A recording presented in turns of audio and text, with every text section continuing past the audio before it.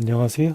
오늘은 트럼프와 비트코인을 어떤 관점으로 바라봐야 되나 그런 부분에 대해서 설명을 드리려고 합니다. 일단 제가 참고한 자료는 이 허드슨 베이 캐피탈이라는 여기서 작년 11월에 작성한 보고서 내용인데요. 유저 가이드 to restructuring the global trading system.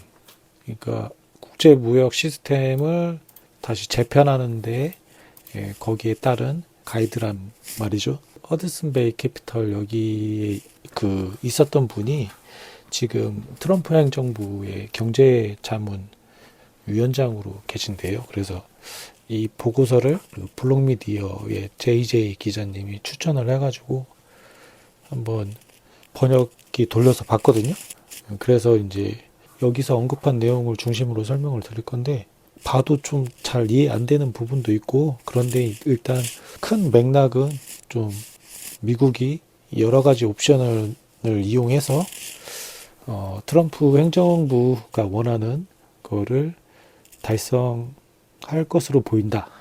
이제 트럼프 행정부라는 게 이제 트럼프가 원하는 게 아니고 트럼프를 뽑은 미국 국민들이 원했던 그런 정책들이죠. 그러니까 트럼프가 한다는 건 사실상 미국 국민들이 원해서 한다고 보시면 돼요. 그래서 트럼프 임기가 4년이라고 하는데 제 생각에는 미국의 방향성이 이번 트럼프 때부터 정해져서 향후 몇십 년 동안은 지속되지 않을까라는 생각을 개인적으로 하고 있습니다. 일단 조금 보면 이제 뉴스에서는 이제 저번 주에 있었던 암호화폐 서밋, 트럼프 대통령이 업계 관계자랑 행정부 관료들이랑 이렇게 불러가지고 우리나라로 치면 간담회 같은 건가 봐요. 그래서 암호화폐 업계가 어떻게 해야 된다 그런 식으로 얘기를 우리 잘해보자 그렇게 얘기를 했나 봐요. 이제 이 내용을 가지고 이제 여기서 실제로 이 하루 전날에 이제 행정명령을 통해서 비트코인을 전략자산으로 비축한다고는 했는데, 일단 기존에 있는 한 20만 개 정도 안 파는 거, 그리고 세금을 활용하지 않고 용어 자체는 세금 중립적인 방안을 강구해서 이제 비트코인을 비축하겠다고 했거든요. 이제 그 말을 듣고 이제 미국이 세금으로, 그러니까 미국 돈으로 비트코인을 사지 않겠구나 이렇게 시장은 받아들이고 가격이 하락을 많이 해서 지금 한 85만 달러 정도 되거든요. 이제 정확한 시장의 반응을 보면은 이분 댓글이 좀 정확한 것 같아요. 미국이 트럼프가 이제 행정명령으로 비트코인을 전략자산으로 한다고 했는데 시장의 반응은 훌륭한 자산으로는 인정을 했지만 그거를 사는 데 있어서 우리 돈으로는 안 쓸 테니까 이 가치는 다른 사람들이 사서 올려줘. 이렇게 시장은 이렇게 해석을 하는 것 같아요. 잠깐 곁다리로 빠져서 얘기를 하면 이 뉴스에서 이제 보도를 어떻게 했냐면 앞에서는 이제 트럼프가 행정명령으로 비트코인을 전략자산으로 인정했다 이렇게 하고 이제 뒤에서 하지만 실제 세금이나 예산을 투입해서 비트코인을 사지 않는 것으로 되어 있기 때문에 그게 실효성이 있는가에 대한 의문점이 있다. 이렇게 이제 보도를 했거든요. 그러니까 뉴스가 화제성이 있게 보도를 해야 독자들을 많이 보게 만들겠지만 화제성보다 더 중요한 거는 제 생각에는 뉴스는 보도하는 사람의 뉴스 재료에 대한 공부를 한 다음에 어떤 통찰력 있는 자기 견해를 보도해야 된다고 생각을 하거든요. 제 생각에는. 언론이라 하면. 근데 이제 모르겠어요. 언론이 비트코인을 까서 얻는 이득이 뭔지 모르겠는데 별로 그렇게 비트코인이 전략자산 채택된 거에 대해서 달가워하지 않는 느낌이거든요. 그러니까 우리가 말을 할 때 앞에 말은 하나도 중요하지 않아요. 하지만 근데 다음에가 그 사람이 진짜 하고 싶은 말이거든요. 여기 YTN에서 하지만 뒤에 했던 말은 비트코인 쓸데없는데 이 뉘앙스예요. 그래서 이 밑에 댓글도 보면 다 그런 뉘앙스로 가져가는 거거든요.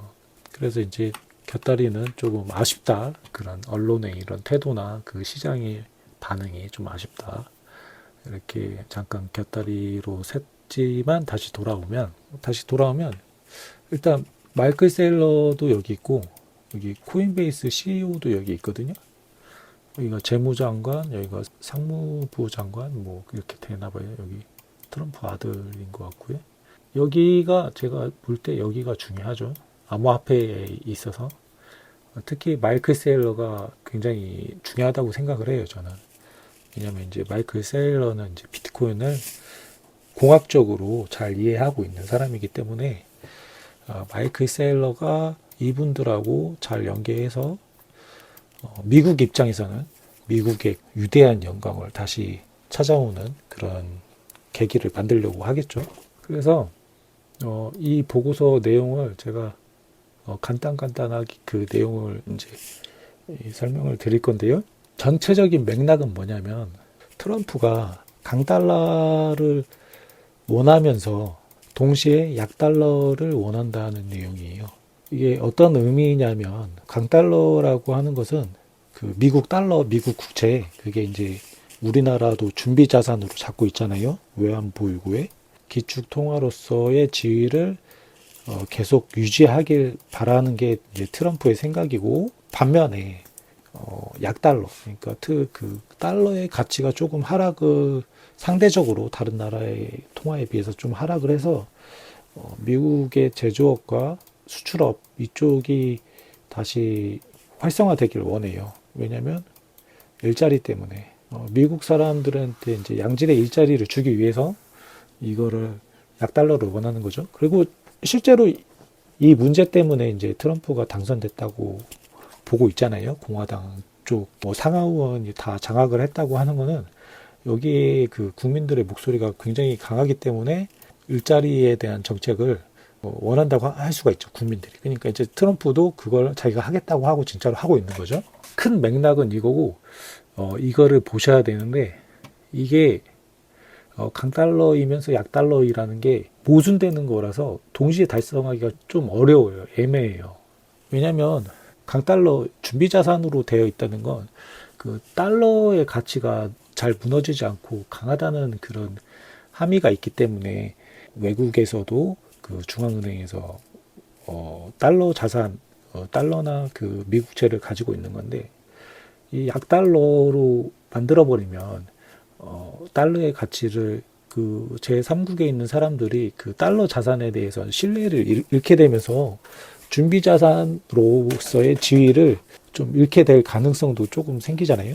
그래서 이게 서로 상반되는 결과이기 때문에 동시에 달성하기 굉장히 어려운 문제죠.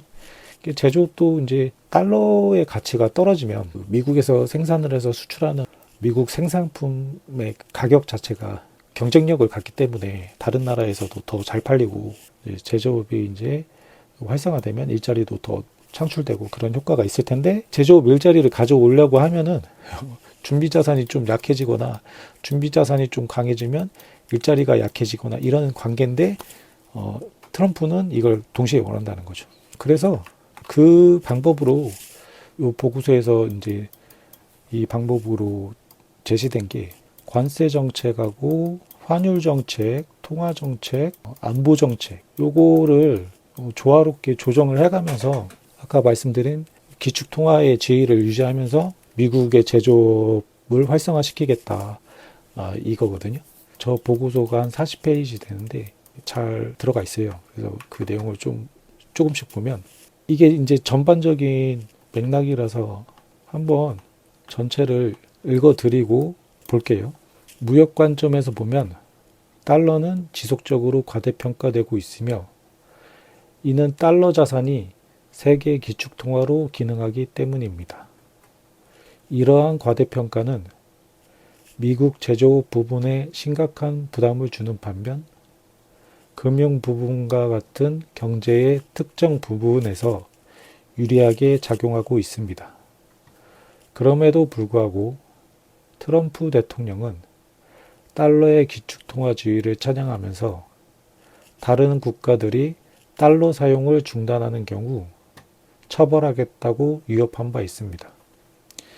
이와 같은 긴장은 미국이 기축통화 제공을 통해 다른 국가들이 얻는 이익의 일부를 회수하는 정책을 통해 해결될 가능성이 높습니다. 다른 국가들로부터 미국으로 총수요를 재배분하거나 미국 재무부에 세수를 증가시키는 등의 방식으로 미국이 증가하는 기축통화 제공 비용을 감당할 수 있도록 할 것입니다.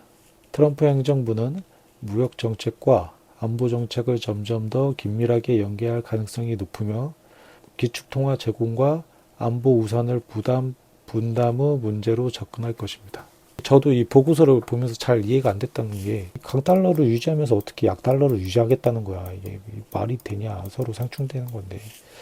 근데 이제 강달러, 이제 미국 달러가 기축통화로 있으면서 다른 나라가 이익을 보는 거를 자기 미국으로 조금 회수하겠다.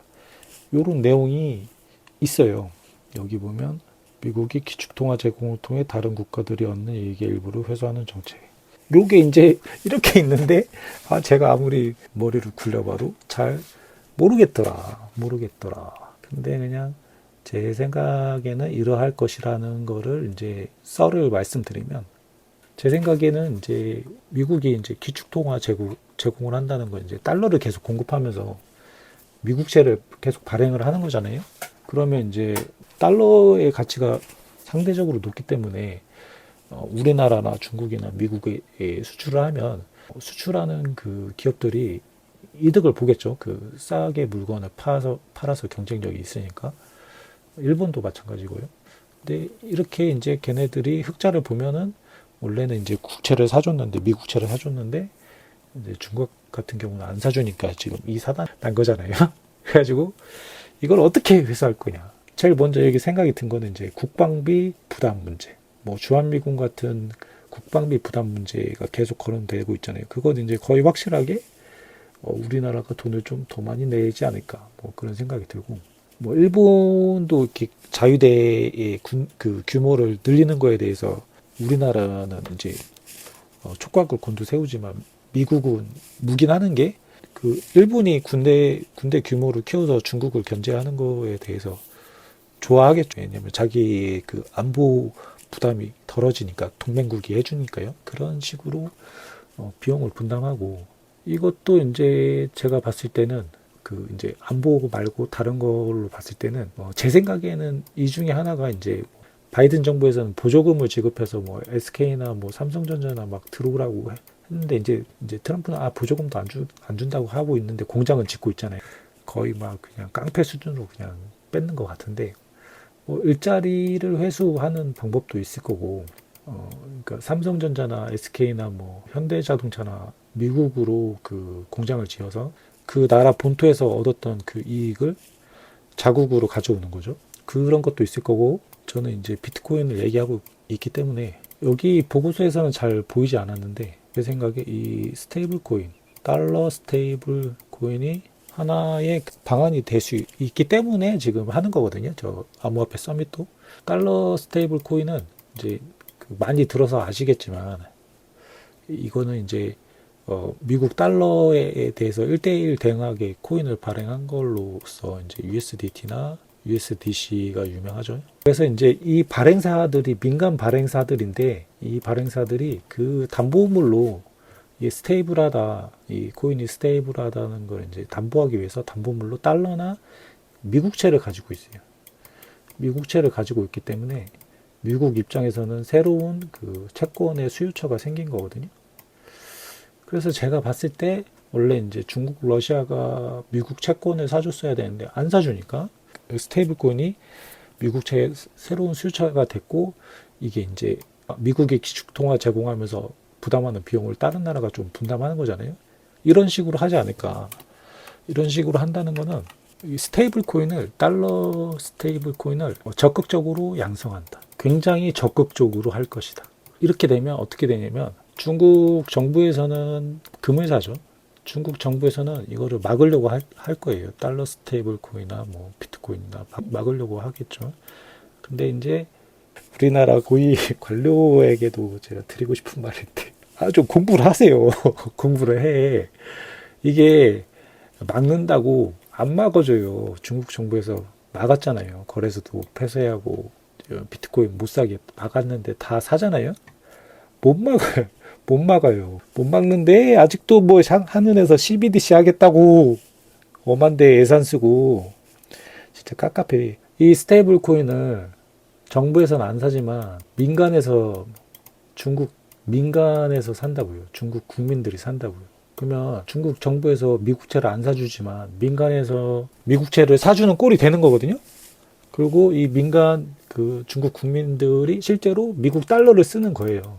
그러면 이게 이제 중국 정부 입장에서는 여러 가지 머리가 아파지죠. 이제 통화 정책이 안 먹혀. 뭐 금리 인하, 뭐 금리 상승, 뭐 이게 해서 이렇게 뭐 통화량 조정하면서 경기도 부양하고 뭐 해야 되는데 안 먹혀요. 왜? 달러 갖고 있으니까 사람들이. 이게 이제 중국만 해당되느냐? 아니요. 우리나라도 해당이 돼요. 그래서 우리나라는 지금 빨리 정신을 차리셔야 된다. 지금 트럼프 형님께서 8월까지 의회에서 달러 스테이블 코인에 대한 어떤 뭐 해줬으면 좋겠다 뭐 이렇게 했더라고요. 내용은 자세히 안 봤는데 어쨌든 스테이블 코인을 이제 적극적으로 양성하는 거에 대해서 어떤 법적인 근거를 마련하려고 하나 봐요. 그렇기 때문에 이제 올해 8월을 넘어가면 이제 당장 내년부터 이제 스테이블 코인이 속속들이 우리 생활 속으로 파고 들어올 수도 있어요. 어떻게? 결제 앱 같은 거 이제 통해서죠. 미국 뭐 아마존이나 이런 거 우리도 직구를 많이 하잖아요. 왜 트럼프 행정부에서 암호화폐 규제를 다 푸냐? 은행에서도 암호화폐 다룰 수 있게 하고 다 푸죠. 풀고 있잖아요. 암호화폐 결제 되게 하면 앱 만들고 은행에서도 암호화폐 쓰고 막 그러면 달러 스테이블 코인이 여러분 핸드폰에서 여러분이 내년에 쓸 수도 있어요. 이게 진짜 심각한 거거든요. 심각한데 지금 우리나라는 좀 다른 일로 바쁜 게 좀 안타깝고 그래서 이게 맥락이 그 트럼프가 하는 여러 가지 행동이나 이제 발언들이 뜬금없는 게 아니라 다 하나의 일관된 맥락을 가지고 그 토대 위에서 움직이는 거다.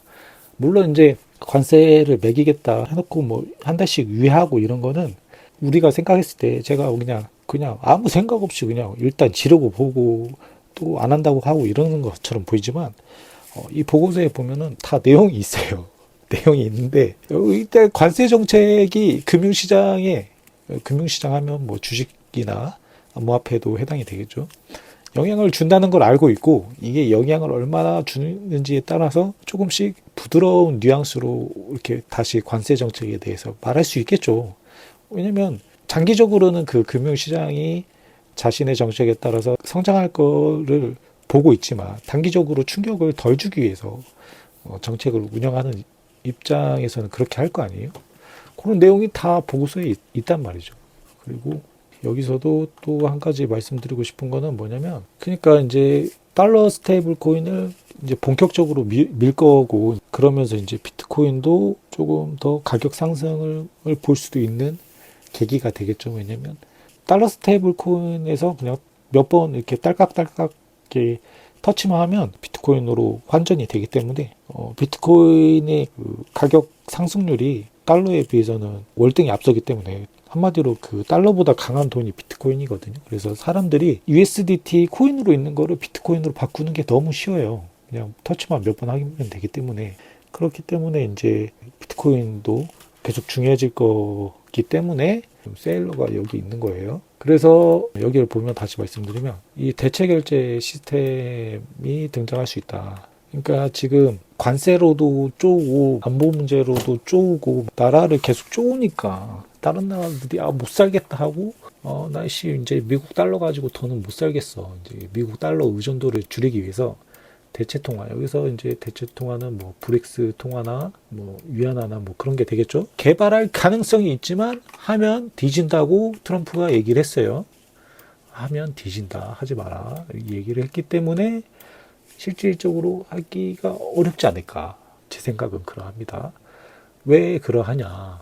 러우 전쟁을 종전시키겠다고 트럼프가 얘기를 하면서 우크라이나 대통령한테 엄청 쪽을 줬죠.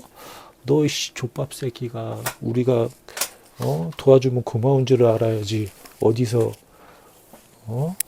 힘 있는 척을 하고 있어 이 새끼야 하면서 엄청 쪼고 줬단 말이에요. 뭐 러시아하고 잘 화해하란 말이죠. 왜 지금 미국이 러시아 편을 드느냐?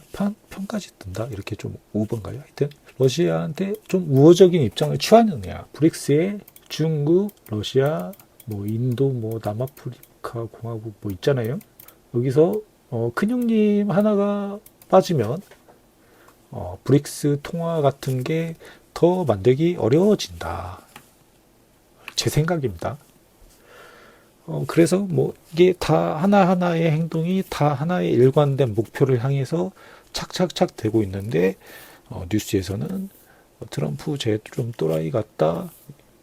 그 댓글들도 보면 저 또라이 때문에 이 주식시장 박살났다. 암호화폐 박살났다. 뭐 이런 식으로 이제 희화해서 보도한다는 게 좀 보도하고 사람들이 그렇게 인식한다는 게 좀 안타깝죠. 이 세상이 지금 굉장히 급변하고 있습니다. 여기 이 보고서에서도 전체적으로 얘기를 했지만 이게 그동안 브레튼 우주 시스템으로 세계 무역 경제 및 금융 시스템이 유지돼 왔는데 이게 전면적으로 개편될 거라는 얘기를 하고 있거든요. 그러니까 저희가 살아왔던 이 지금까지와의 세상과는 다른 세상이 앞으로 나올 거라는 향후 몇십 년간 길게는 뭐 몇백 년간 이어질 거라는 그 내용이에요.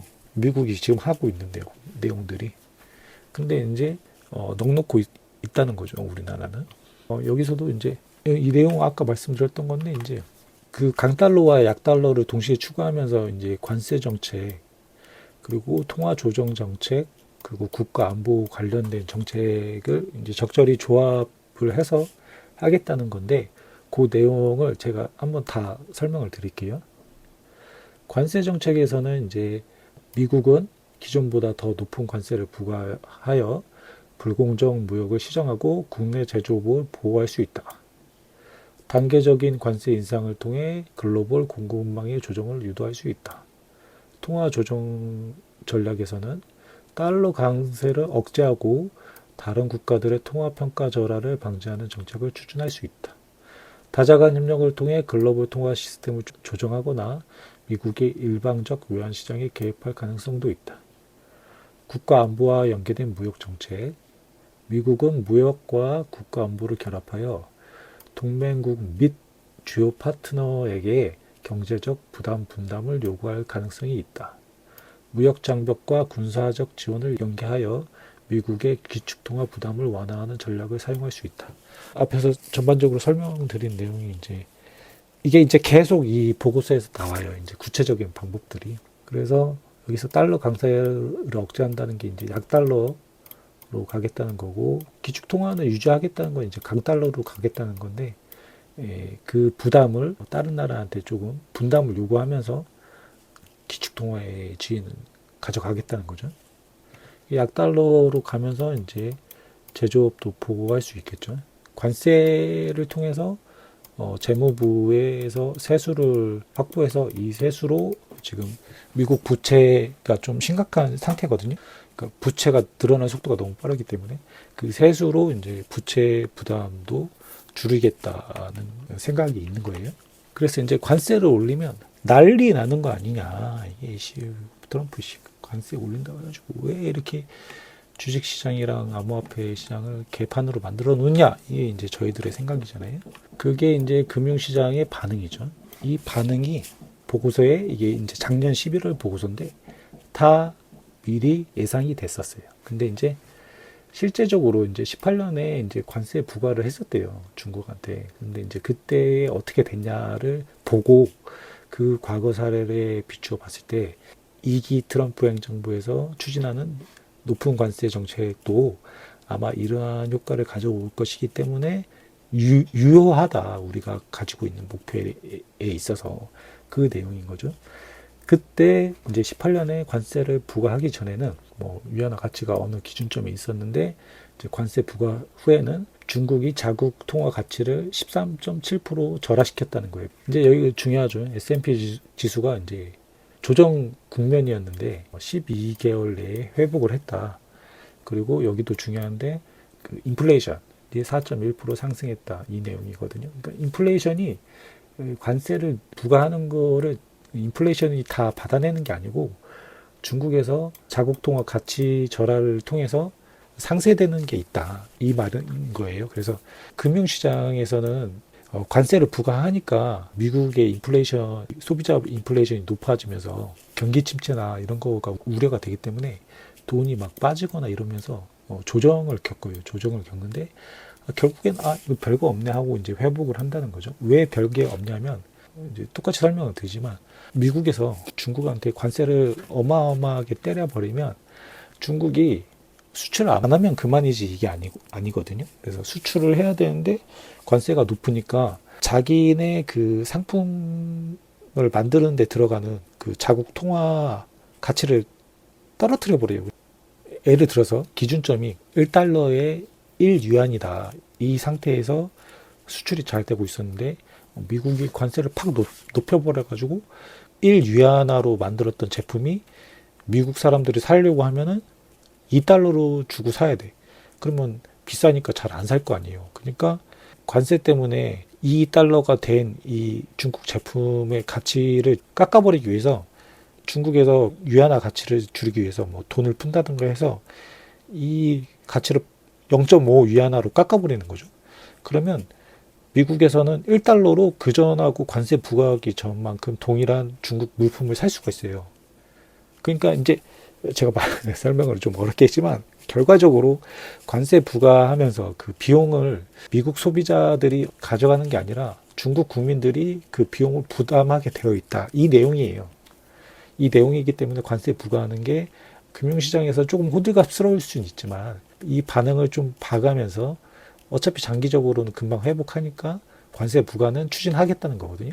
그리고 이게 결론은 아니고 이 37페이지 중에 이제 내용인데 그 내용은 뭐냐면 중국 입장에서나 뭐 다른 나라 입장에서 달러를 저렇게 기축통화로 지위를 가져가면서도 지네가 일자리 다 가져가고 막 지네 맘대로야 하잖아요. 우리나라 입장에서도 삼성이랑 삼성현대 SK 다 나가면 여기 국내 일자리 뭐가 있어? 다 가져가고 달러는 그대로 기축통화를 쓰면서 이제 달러 스테이블 코인까지 해가지고 우리 국민들이 달러 쓰는데 달러 쓰게 될 건데 이러면 우리나라 정부에서 열받잖아요. 열받으니까 아이씨 이제 달러 자산 못 믿겠다. 이거 달러 자산 말고 다른 거 써야 되겠다. 해서 중국이 금을 사요. 금을. 중국이 금을 이빠이 삽니다. 지금 중국 정부에서 사는데 우리나라도 풍기 현상이 일어났죠. 민간에서 사고 싶은데 실물이 없어서 금을 못 삽니다.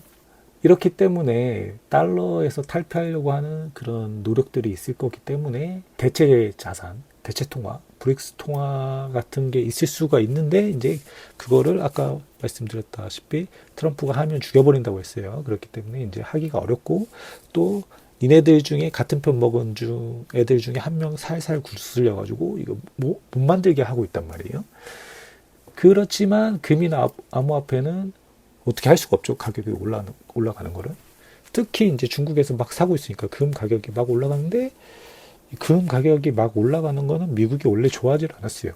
미국 국채를 준비자산으로 해야 되는데 금을 저렇게 금 가격이 올라가서 금을 막 사들이면 미국채가 상대적으로 덜 매력적으로 보일 거 아니에요.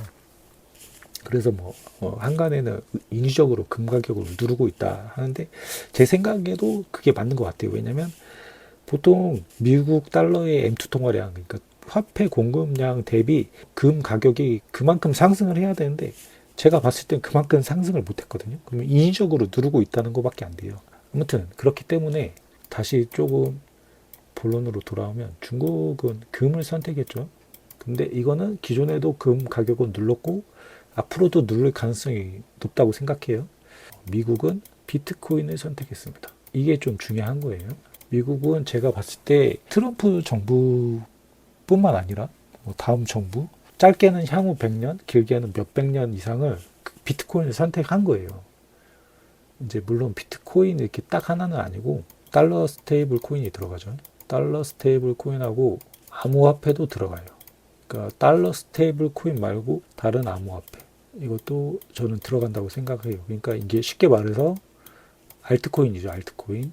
그러니까 트럼프 행정부가 아무 생각 없이 저렇게 암호화폐 관계자들 불러서 얘기 그냥 하는 게 아니고 노닥거리는 게 아니고 다 생각이 있어서 하는 거다. 금의 가격을 떨굴수록 미국한테는 유리하고 미국에서는 실제로 그렇게 정책이나 어떤 여러 가지 방안을 통해서 금 가격을 누를 확률이 높고 비트코인은 원래 금보다 뛰어납니다.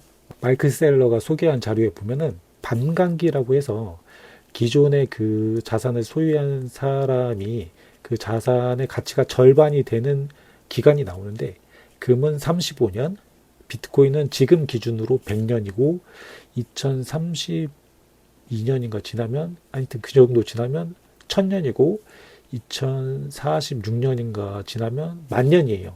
그러니까 비트코인은 지금 보유하고 있는 사람이 비트코인의 가치가 반절이 되려고 하면 100년이 지나야 되는데 금을 지금 보유한 사람은 35년만 지나면 금 가치가 반토막이 나게 되어 있어요. 그렇기 때문에 그걸 잘 알고 있는 셀러 옹이 이 자리에 있어서 지금 같이 얘기를 하고 있는 거고 말씀드렸다시피 중국이 선택한 금은 원래도 비트코인한테 눌릴 수밖에 없는 자산인데 미국에서 맘먹고 누르면 중국에서는 이제 더 이제 머리 아파지는 거죠. 근데 비트코인을 이제 전략 자산으로 채택했는데 이제 달러 스테이블 코인도 의회에서 빨리 8월까지 뭐 처리하라고 했는데 이게 다 연계되죠. 다 연계돼서 하고 있는데 알트코인은 왜 불렀어? 알트코인 뭐 저기 체인링크 제가 알기로는 체인링크 XRP 이렇게 막 불렀잖아요. 이 거래소 대표도 부르고 이거는 제 생각인데 미국 행정부에서 바라볼 때 이 달러 스테이블 코인도 알트코인이거든요.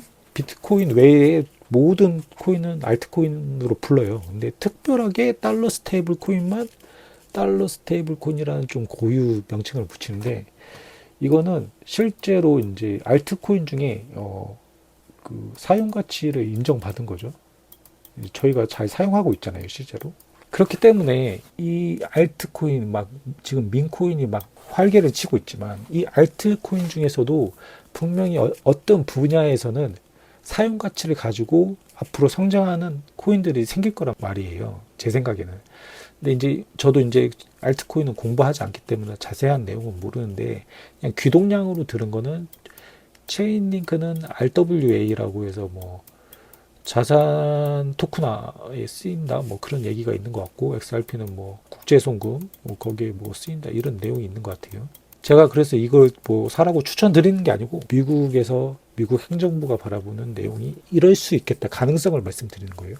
체인링크나 뭐 XRP나 솔라나 하여튼 어떤 암호화폐들이 가능성을 가지고 달러 스테이블 코인처럼 실제로 사용 가치를 가질 수가 있어요. 그러면은 향후 이제 암호화폐의 생태계 자체가 엄청나게 성장을 할 건데 이렇게 달러 스테이블 코인처럼 먼저 그 자리를 잡으려고 하면은 적극적으로 육성할 필요가 있기 때문에 지금 암호화폐 규제 다 풀어버리고 알트코인 개발하라는 사람들 불러가지고 얘기를 하는 것 같아요. 제 생각에는. 왜냐하면 달러 스테이블 코인을 USDT라고 이게 중국계예요. 중국에서 먼저 만들었어요. 그래서 USDC를 미국계에서 만들었는데 조금 여기서 선발로 만들었기 때문에 이게 좀 뒤지는 경향이 있거든요. USDC가. 그러니까 미국에서 이게 USDT를 미국계 기업에서 만들었으면 정말 진짜 금상첨화인데 중국계에서 만들었으니까 그 회사에서는 우리는 뭐 중국 뭐 상관없다 뭐 우리는 미국 그 협조적으로 잘 할 거고 한다고 하지만 미국에서는 찜찜하잖아요. 그러니까 이런 선례가 있기 때문에 다른 그 사용 가치가 있는 코인들이 이제 앞으로 생길 때 미국계 개발자들이 들어간 그 코인을 적극적으로 육성하겠다는 거죠. 이게 실제로 이제 코인들이 쓰일 거니까. 그래서 제 생각에는 알트코인 관계자도 불렀다 이렇게 생각이 되고 이제 일각에서는 그 사람들이 선거할 때 돈을 많이 대줬기 때문에 부른 거다 뭐 체면 치레야 하게끔 해주는 거라고 그런 것도 있는데 뭐 그럴 수도 있고 그냥 제 생각에는 이제 미국은 비트코인 플러스 달러 스테이블 코인으로 이제 그 아까 말씀드린 강달러와 약달러를 추구하는 그 목표를 이루기 위해서 비트코인과 스테이블 코인에 그게 중요한 역할을 하기 때문에 앞으로도 이거를 중요하게 끌고 갈 거고, 미국이 이제 진짜 원하는 대로 강달러와 약달러를 동시에 추구하는 방법을 관세, 환율 정책, 안보 이렇게 섞어가면서 적절하게 이뤄내 간다면 실제적으로 이제 비트코인은 원래 그냥 미국이 없어도 가격이 오르는 자산인데 정말 호랑이 등에 엄버탄 격이죠. 비트코인은 지금 그런 격인데 지금 여기서 깔 때가 아니다. 지금 여러분이 비트코인이 1억 2천 뭐 700만 원이기 때문에 비싸서 못 사 이럴 때가 아니다. 제 생각 그래요. 제 생각은 그런데 물론 단기적으로 영향은 있을 수 있다고 생각을 해요. 그 부분에 대해서 설명을 하신 분이 있는데 지금 상황이 정말 심각하다. 니네 지금 잘 봐라. 보면은 트럼프 1기 때 관세 정책 해가지고 나스닥 25% 빠졌다. 나스닥 25% 빠졌을 때 비트코인 얼마 빠졌는 줄 아냐. 비트코인은 전국에서 85%까지 빠졌다. 근데 지금 이런 상황인데 지금 상승장인이 어쩌니 할 때냐. 지금 시기적으로 불장 시즌이긴 하지만 지금 위험한 거다. 니네 좀 정신 좀 차려야 된다. 그런 내용인데 저도 이제 요 내용이 트럼프 여기 보고서에도 있지만 실제적으로 금융시장에 영향을 주기 때문에 사람들이 뭐 겁에 질려서든 실제 그 우려보다 더 심각하게 받아들여서든 어쨌든 빠진 건 사실이기 때문에 단기적으로는 지금 암호화폐 가격이 안 좋은 것처럼 비트코인 가격이 안 좋은 것처럼 빠질 수 있지만 아까 말씀드린 것처럼 장기적으로는 일단 미국이 선택을 했고 금은 누르고 비트코인을 뛰어갈 거기 때문에 비트코인 가격이 오를 수밖에 없어요. 장기적으로. 더 이제 원래 비트코인은 그냥 미국이 없어도 오르는 자산인데 아예 그냥 이제 모든 걸 갖추고 그냥 가는 거죠. 최강대국에 막 함께 가는 거니까 단기적인 가격의 그 하락에 있어서 마이너스 되면 아프죠. 마음 아픈데 멀리 보면 짧게 봐도 5년 안에 여러분이 그 비트코인 사서 손해보는 경우는 없고 제 생각에 향후 30년 지나면 완전히 그때는 판도가 바뀌었을 거라고 생각을 하거든요. 그러니까 트럼프 정부에서 지향하는 바가 그때 정도 되면 완전히 이루어지고 고착화됐을 거라고 생각을 해요. 그러니까 한 2050년경 되잖아요. 그때면 이제 미국이 정말 최강대국의 그 면모를 다시 한번 보여줄 수 있는 그런 시기라고 생각을 하는데 거기에 중요한 그 자산이 비트코인이라는 거죠. 그래서 미국이 이번에 뭐 세금을 들여서 사네 안 사네 해가지고 세금 들여서 안 사는 거면은 쓸데없는 거 아니냐 말뿐인 거 아니냐 그런 얘기가 있는데 제 생각에는 당장은 어렵겠지만 아무튼 이 의회에서 세금 들여서 사는 거는 의회에서 통과가 돼야 되기 때문에 의회를 먼저 설득하고 그 사람들이 이런 전체적인 트럼프 행정부의 맥락을 이해하면 충분히 통과시켜서 법적으로 이제 비트코인을 이제 예산을 배정해서 살 수 있다고 생각을 하거든요. 근데 제가 봤을 때 아무리 늦어도 29년 안에는 예산 들여서 사게끔 할 것 같아요. 이제 저도 예전에 예상하기로는 빠르면 26년, 늦어도 27년 중반 정도에는 매집을 시작하지 않을까 생각을 하는데 왜냐하면 29년이 너무 그 고점에 해당하는 연도기 때문에 미국 입장에서는 그때 매집을 시작하면 좀 불리할 수 있는데 어차피 미국에서도 뭐 한 5년 동안 계속 매집을 한다고 하면 그 장기적으로 봤을 때 비트코인 가치 자체가 계속 상승하기 때문에 미국도 언제 시작해도 뭐 그게 나쁘진 않거든요. 그걸 자산으로 비축하고 가지고 있다는 게 중요하지. 그래서 아무리 늦어도 29년에는 예산을 들여서 살 것 같고 그때가 되면 저희가 비트코인 살 수 있을지 모르겠어요. 사기야 사겠죠. 뭐 0.00001개라도 살 수 있으니까. 아무튼 그런 좋은 자산이니까 한번 그 지금 트럼프 행정부가 하는 전반적인 맥락을 한번 이 보고서 한번 잘 보시고 자기의 어떤 생각을 정립해서 비트코인을 좀 이렇게 잘 구매하시고 저축해 나가시는데 도움이 되셨으면 좋겠습니다. 감사합니다.